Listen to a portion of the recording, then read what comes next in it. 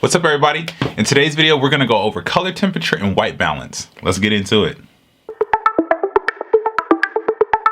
When you watch your favorite TV show or movie, you always notice that there's a mood or a theme to it. A lot of great directors have their own colors that they like to do to bring up certain moods when they're telling a narrative. You can use colors like reds for romance or evil.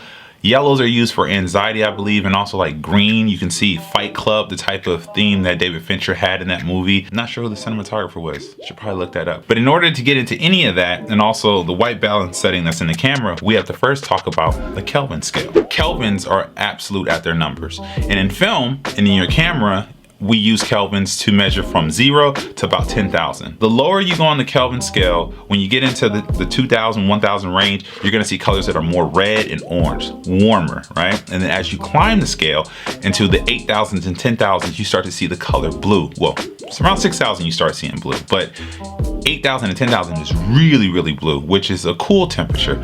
Now, your brain might be thinking, well, I'm working backwards, right? Because when we go up in temperature, it makes things more hot. I like to correlate it to like a blue flame. Blue flames are hotter than, the yellow flames. So that just helps me keep it together. When you want a warm look, you're just gonna keep your light LED in between the ranges of about 2,000 to about 4,000 Kelvin. That'll keep you warm.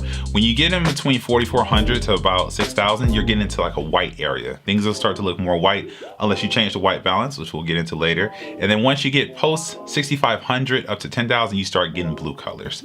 So I hope that gives you a quick and sweet introduction to what we're talking about when we're working the Kelvin scale with our cameras. Now let's talk about white balancing. In the camera, my Lumix G85 has 4 settings. Daylight is set at 5,600 Kelvin. Cloudy is set at 6,000 Kelvin. Shady is at 7,000 Kelvin. And then incandescent, also known as tungsten, is set at 3,200 Kelvin. There's also a feature in there where you can manually set the Kelvin scale if you have gray cards. As you move through these different scales, you will see that the Kelvin temperatures change in your camera. And then that's where it comes in, where we manipulate and start to do color temperature and mood feelings in our videos. Now I'm gonna set this tube to about 5,600 Kelvin. And it's gonna show up white in the picture. And that's because it's set to the same as my Kelvin reading in my camera. Whenever you have lights that are at the same Kelvin scale reading, it's gonna show up white in the picture. But if I crank this light over it, now you start to see it looks a bit more blue in the image as we are at the daylight setting. Once I start to go under 5,600, now you're seeing it's becoming warmer. See? So the closer you are to the Kelvin reading, the more white it gets. The lower you go, the more warm it gets. And the higher you go, the more cool it gets. Now we're gonna set the camera box to 3,200 Kelvin, which is incandescent or tungsten. The whole room seems a bit more blue, right? Because all other light is over that.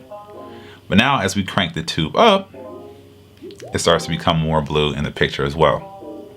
And this is how Kelvin scale and color temperature works inside the camera. This is how you get people to do great works of art like Ozark. Ozark was shot at 4,400 Kelvin the entire time, and that's how you get that blue feel all throughout the television series, which looks really cool. I thank you guys so much for sticking around to the end of this video. I love you and appreciate you as we're growing the channel. Please continue to like, share, and subscribe and tell people about it. Really want to build an awesome space here to help you guys become better filmmakers as I learn how to become a better filmmaker and actor and writer on my journey. And yeah, I appreciate you so much. Thank you. And as always, take care, be safe, and I'll see you in the next video. Peace.